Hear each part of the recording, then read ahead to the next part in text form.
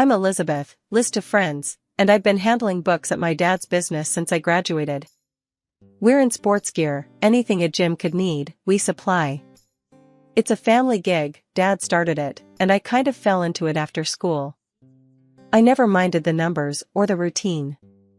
It paid well, kept me close to family, and honestly, wasn't too taxing. The night I met Tom was at our annual company party. It was one of those evenings filled with too much cheap wine and those little sandwiches everyone pretends to like. I was stuck near the buffet, debating if I should try the dodgy-looking shrimp, when he walked over, plate in hand, that easy smile playing on his lips. "Trust me, the shrimp's a gamble, but the mini quiches? Solid choice," he said, nudging the plate a bit towards me as he took one himself. I laughed, taking his advice. "Thanks, I'm Liz, by the way." "Tom. I work at the branch across town. Heard a lot about you, the boss's daughter and all."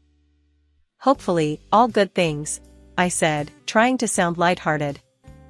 We moved away from the food, finding quieter spots to chat through the night.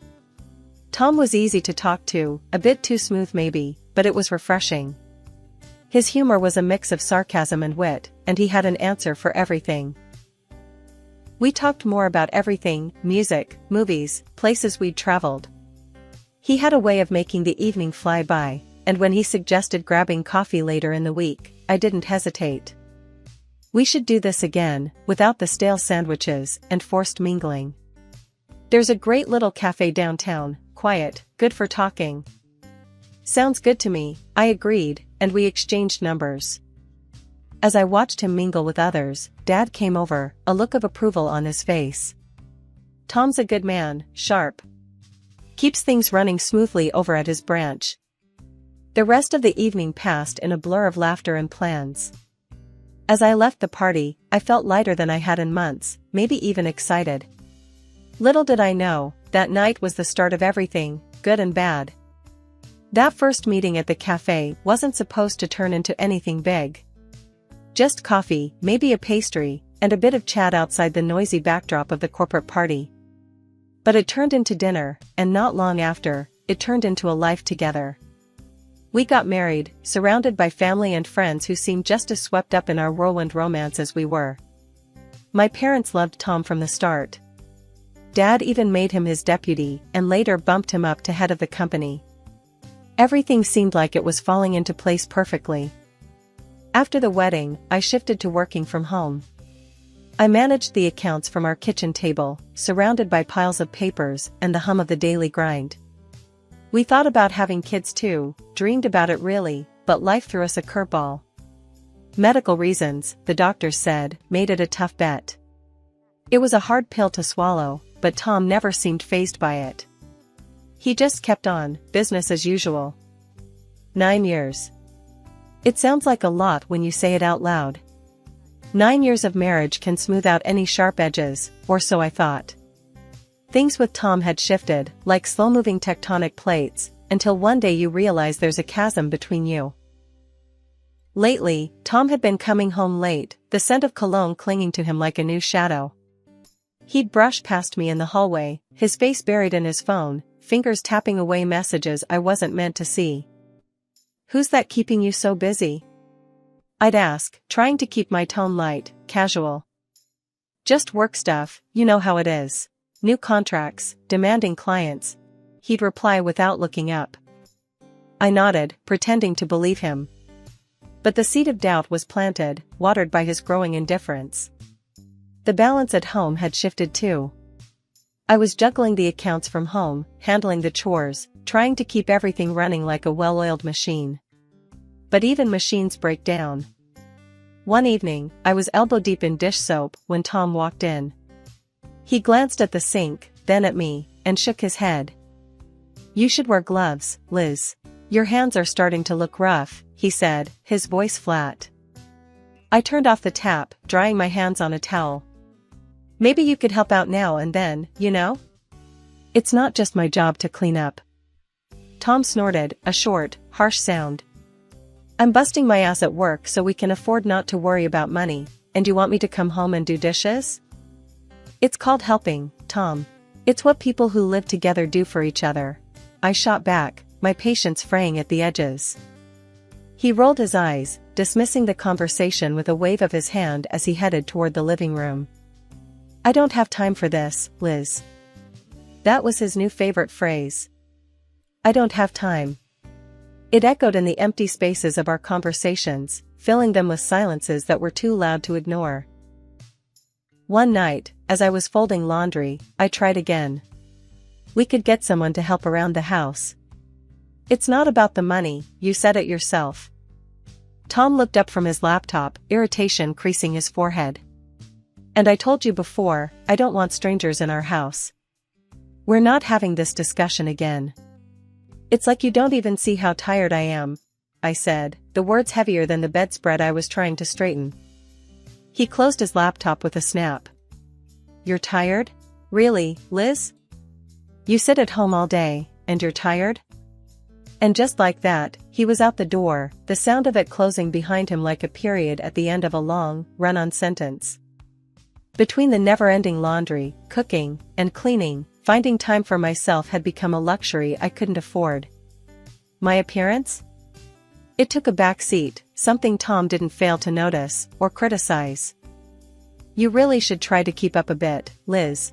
He'd say, flipping through channels, pausing on images of polished actresses and pop stars who were my age or older. Look at them, they manage to look good. What's your excuse? I sighed, tired of the same old argument. Tom, those women have teams, stylists, makeup artists, probably a plastic surgeon on speed dial. It's not a fair comparison. He scoffed, unimpressed. Excuses, Liz. They take care of themselves. That's the difference.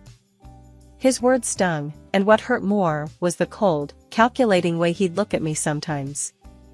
Those looks carried no warmth, no love, just a harsh assessment, as if he was tallying my flaws like I was another line in one of my spreadsheets. As weeks slid into months, the vibe between Tom and me grew colder than a winter draft. He was home less, and when he was, it felt like he was miles away. I'd catch him lost in thought, his phone always buzzing silently beside him. Sometimes, he'd snap it up so fast you'd think it was about to explode. Late night? I called out to his retreating back one evening as he came in later than usual. He paused, shoulders tense. Yeah, had to smooth over some client issues. You know how it is. I nodded, though he wasn't looking to see it. Something in his tone didn't sit right with me. His words were too rehearsed, like he had been practicing them all the way home. A few days later, he slipped up. His phone buzzed on the kitchen counter while he was showering. I stared at it, debating. It wasn't right to snoop, but the gnawing doubt wouldn't leave me be. As I stood there, the screen lit up again, a message preview flashing briefly. Can't wait to see you tomorrow, kissed Jess. My heart sank to my feet. Who was Jess? His finger moved so quick to lock the phone when he saw me near it before. I didn't know what to do, torn between confronting him and finding out more on my own. I made a decision then, one I never thought I'd make. I contacted a detective. It felt sneaky, underhanded, but I needed the truth more than I needed to feel noble about how I got it. Look, I just want to know what's going on. I think my husband's seeing someone else. I whispered over the phone, feeling like a traitor. The detective was all business. We can handle this discreetly. You'll have answers within a week. I hung up, feeling a mix of relief and dread. Knowing was better than wondering, right? For the next few days, I played the part of the oblivious wife. Tom's late nights continued, his excuses more flimsy. I smiled, nodded, and waited. The detective's call couldn't come soon enough. The day that changed my whole life started with a tornado. The air was thick with tension and the ominous buzz of an incoming storm. I heard the tornado sirens in the distance, a wailing reminder that nature was about to unleash its fury. Tom had been on edge all morning, pacing and frequently checking his phone, which was odd given the severity of the weather forecast. Hey, Liz, can you do me a favor? The weather radio is in the barn. I need you to grab it so we can keep track of the storm. Tom said, his voice carrying a sharpness that felt like a command more than a request. I grabbed my jacket, feeling a chill that had nothing to do with the weather. The wind was picking up, howling around the corners of the house as I made my way to the barn. The sky was a bruised mix of gray and black, swirling ominously. As I entered the barn, the musty smell of old hay and machine oil hit me. I flicked on the light and started searching for the radio, but something felt off.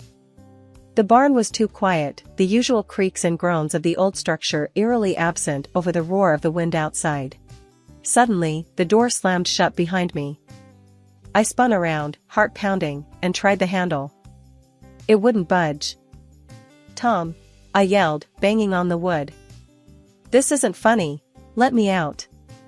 Through the thin crack under the door, I saw his shadow. He was standing there, not moving, not helping. "Liz, listen." His voice was cold, emotionless. "I locked you in. A very powerful tornado is coming. It will hit here, and when it does, the barn will go first." My stomach dropped. "What are you talking about? Why would you do this?" "It's simple, really. You die in the tornado, it looks like an accident. I inherit everything, and I'm free," he said, each word slicing through the howling wind like a knife. I pounded on the door with both fists, disbelief and fear mingling with each sharp thud. "You can't do this, Tom. Open the door." But his footsteps receded, the crunch of gravel under his boots growing fainter until there was nothing but the storm's roar left to answer me. Panic clawed at my throat as I scrambled around the barn, looking for anything to break the door or signal for help. The realization that Tom had planned this, had wanted me gone, was a betrayal that burned hotter than my fear. Then, as the barn began to shudder with the first violent gusts, I heard another sound, barking. Mr. Jenkins' dog, a scrappy little beagle named Bandit, was outside, his barks punctuated by frantic whines. "Here. I'm in here, Bandit," I screamed, hoping his owner wasn't too far behind. Moments later, the door burst open, and there was Mr. Jenkins, wide-eyed, with Bandit tugging at his heels. "Liz." "Thank God," I heard Bandit barking and knew something was wrong. He shouted over the wind, grabbing my arm and pulling me out into the storm. We ran together, heading for his house, the tornado sirens wail a grim soundtrack to our escape. As we reached his house, I dared to look back. The barn was already disappearing into the swirling debris, a casualty of the storm and of Tom's cruel plot. After Mr. Jenkins pulled me from the remains of the barn, he led me down into the dimly lit basement, where the sound of the tornado seemed a little more distant. He handed me a steaming cup of coffee and tuned the weather radio to the latest updates. The broadcasters were calling it a surprisingly powerful storm, one that hadn't been anticipated to hit with such ferocity. As I wrapped my hands around the warm mug, Mr. Jenkins settled across from me, his eyes filled with concern. "Liz, what in the world happened out there? Why was Bandit barking at the barn?" I took a deep breath, my voice shaky as I started to explain. "Tom, he locked me in there. On purpose. Said it was so the tornado would take care of me." Mr. Jenkins' eyebrows shot up, his weathered face crinkling in shock. "He did what now? That can't be right, Liz." "It's true," I insisted, the reality of it making my voice firmer. "He told me himself. Said after the tornado, he'd be free to do as he pleased." The old man shook his head, disbelief etched into every line on his face. "That's cold, Liz. Real cold. And stupid. Did he really think he'd get away with it?" I shrugged, the absurdity of the situation not lost on me, despite the terror it had inspired.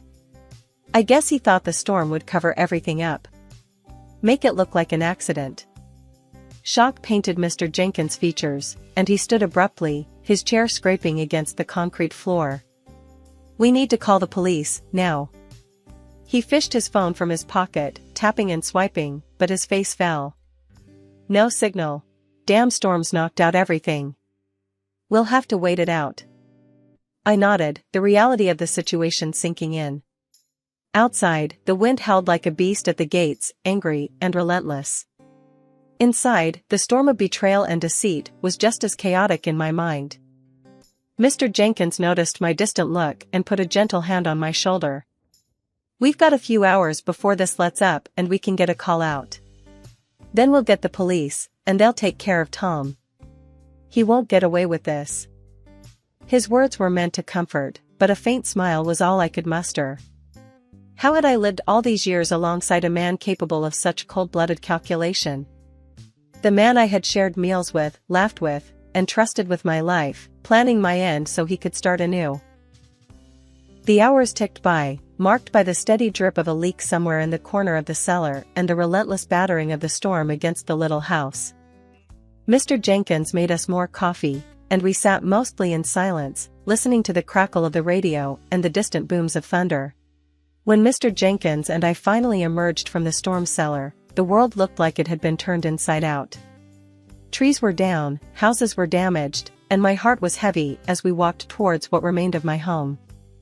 As we approached, I saw a crowd gathered, neighbors, emergency responders, and there, in the midst of them all, was Tom. He was putting on quite a show, sobbing and clutching one of my concerned neighbors, as if he was the bereaved. Seeing him like that, playing the part of the devastated husband, ignited something fierce within me. I strode forward, my steps firm, despite the soft, mud-slicked ground. "Liz." Tom's act dropped as his eyes met mine. His face went white, his fake tears drying up instantaneously. The crowd turned, a collective gasp rising as they saw me, very much alive. I didn't break stride, walking right up to him, feeling every eye on us. "What's the matter, Tom? You look like you've seen a ghost," I said, my voice loud and clear, carrying over the murmurs of the crowd. Tom stuttered, his usual smooth demeanor crumbling. "Liz, I thought you were."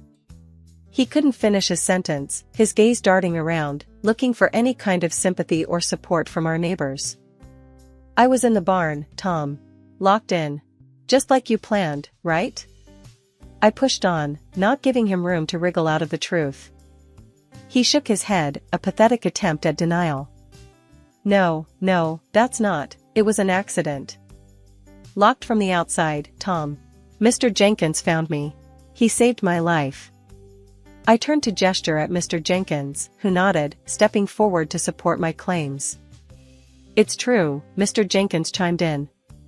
"Found her locked tight in that barn, just before it was destroyed. Had to break her out." The crowd's murmur turned into an uproar. Neighbors exchanged shocked glances, their faces a mix of disbelief and anger towards Tom. Seeing the doubt in their eyes, I pulled out my phone. The detective had come through last night, just before the storm. I had proof now, pictures and messages between Tom and his mistress. "And if you're looking for a motive," I said, swiping through my phone to pull up the damning evidence, "here it is." I held up the screen for Tom, and for anyone else who was close enough to see. Pictures of Tom with another woman, cozy and smiling in a way he hadn't with me in months. Tom's face went from white to red, anger replacing his fear. "You had me followed? You invaded my privacy? That's your takeaway here?" I was incredulous, almost laughing at his audacity. "Not that you tried to kill your wife." A police officer, who had been called to the scene by a neighbor, finally stepped forward. He'd heard enough and seen the photos I'd shown. "Mr. Walters, I'm going to need you to come with me." After the police car drove off, the tension seemed to drain out of the crowd. Neighbors approached, offering hugs, expressions of shock and support. My parents came through the crowd, my mom in tears, my dad with an arm around her shoulders, both of them engulfing me in a tight embrace. "We thought we'd lost you," Mom whispered, holding me close. "I'm okay, Mom," I assured her, squeezing her back. "I'm okay." The day moved on, and the crowd eventually dispersed. I stood there with Mr. Jenkins and my parents, looking at the damage, at the debris that was once my barn, at the life I had almost lost. In the weeks that followed, my life became a whirlwind, not of debris and storm winds, but of legal papers, meetings, and the hard, unyielding benches of courtrooms. Tom's trial was fast-tracked given the nature of his crime, and every time I sat in that courtroom, I saw a man I no longer recognized. He looked smaller somehow, caged in by his own misdeeds. One afternoon, as I was getting ready to head to court, my dad stopped by. He had been my rock through this ordeal, never faltering in his support. "Liz, you ready for this today?" he asked, his voice steady but his concern evident in his eyes. I nodded, adjusting the scarf around my neck. "I have to be, Dad. It's not just for me. It's to show him he can't just get away with it." The courtroom was packed, a silent testament to the gravity of the case. As the prosecutor laid out Tom's intentions and actions, the air seemed to thicken with each word spoken. When it was my turn to testify, I stood, feeling the weight of every gaze in the room. Tom wouldn't meet my eyes as I recounted what happened, his lawyer scribbling notes furiously as I spoke. The hardest part was reliving the fear, voicing it out loud in a room so quiet you could hear a pin drop. After I spoke, the defense did their best to muddy the waters, suggesting misunderstanding, desperation, but the evidence was irrefutable. The judge's gavel was a sound of finality when it came down. "Guilty of attempted murder," the judge declared, his voice resolute and clear. The courtroom erupted into murmurs, a cacophony of relief and disbelief. As the bailiffs took Tom away, his glance finally met mine. There was a plea there, maybe for forgiveness, for some sliver of the past to hold on to. The aftermath of the trial was a quieter sort of storm. Dad had removed Tom from the company the day after my rescue, and his position was still vacant, the office untouched. "You know, Liz," Dad said one evening as we were closing up the office together, "we should start looking for someone to fill Tom's position. The company needs leadership." I paused, considering. "Maybe that leader could be me," I suggested, the idea forming fully for the first time. Dad looked at me, surprise etched across his features, then his face softened into a smile. "I think that's a fantastic idea. You've been the backbone of this place for more years than anyone else." Life started to settle into a new normal. I was busier than ever with the company and rebuilding my life piece by piece. The community's support was overwhelming, with neighbors and friends constantly checking in or dropping by with food, flowers, and words of encouragement. After Tom's conviction, the divorce was quick and to the point. There wasn't much to discuss. The court granted me all his properties on the grounds of his deceit and the severe nature of his betrayal. A few months into navigating my new life as the head of the company and rebuilding from the emotional rubble, I got an unexpected call. It was Tom's lawyer, sounding overly formal and slightly uncomfortable. "Ms. Walters, Tom would like to meet with you. He's requested a visit at the prison," he relayed. I paused, the past and its shadows briefly clouding my day. "Did he say why?" "He mentioned needing to apologize, to make amends for his actions," the lawyer continued, his voice carefully neutral. I took a deep breath, the memory swirling, bitter and sharp. "Tell him I'll think about it." A week later, I stood outside the prison, the building stark and uninviting. Inside, I was led through a series of security checks, before being shown to a small, stark room with chairs on either side of a glass partition. Tom was already there, looking older, the weight of his guilt etched into his features. He picked up the phone on his side as soon as I sat down. "Liz, thank you for coming," he started, his voice shaky. I picked up the receiver, my grip firm. "Let's skip the pleasantries, Tom. What do you want?" Tom swallowed, his eyes not meeting mine. I'm sorry, Liz. For everything. I was hoping, maybe you could find it in you to forgive me, to speak on my behalf for a pardon. Tom, you tried to kill me. You planned it so you could be with someone else, while keeping everything we built together. You're not asking for forgiveness, you're asking for a favor because you're still trying to take the easy way out, I said, my voice steady despite the turmoil inside. I know it's a lot to ask, but... I cut him off, needing to finish this on my own terms. No, Tom. I came here for closure, not to offer you absolution. You need to serve your time, just like I had to endure the pain and the fear you caused. Tom's face crumpled, and he finally looked at me, really looked at me. There was desperation there, but behind it, I saw the realization that I was no longer the woman he thought he could manipulate. "I can't help you, Tom. I won't," I said firmly, setting down the receiver with a finality that felt like the closing of a heavy door. I walked out of that prison, feeling lighter than I had in years. It was over. I was free, not just from Tom, but from the hold the past had on me.